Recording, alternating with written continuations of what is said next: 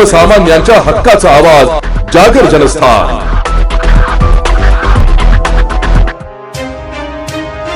गेल्या काही महिन्यांपासून महाराष्ट्र परिवहन विभागाच्या विरोधात रिपब्लिकन सेनेचे सुरू असलेल्या आंदोलनाला प्रशासनाकडून कुठलीही ठोस कारवाई न करता आणि रिपब्लिकन सेनेच्या आंदोलनाची दखल न घेतल्यामुळे संतप्त झालेल्या रिपब्लिकन सेनेच्या जिल्हा प्रमुखासह पदाधिकाऱ्यांनी आज धुळे जिल्हाधिकारी कार्यालयाच्या आवारात आत्मदहनाचा प्रयत्न केला। मात्र यावेळी उपस्थित असलेल्या पोलीस प्रशासनाच्या वतीने वेळीच आंदोलन दरम्यान हस्तक्षेप केल्यामुळे मोठा अनर्थ यावेळी टळला।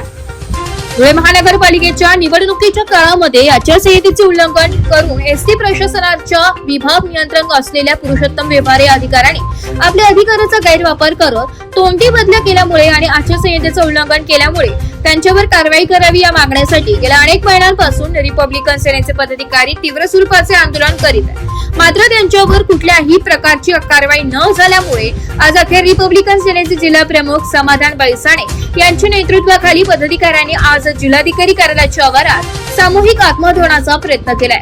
मात्र पोलीस प्रशासनाच्या सतर्कतेमुळे मोठा अनर्थ या दरम्यान टळलाय। मात्र येणाऱ्या काळात जिल्हा प्रशासनाने आमची मागणी योग्य दखल घेतली नाही तर यापेक्षाही तीव्र आंदोलन छेडण्यात येईल असा इशारा सेनेच्या जिल्हा प्रमुखांनी दिलाय। जागर जनस्थानसाठी रूपक गिरारी, धुळे।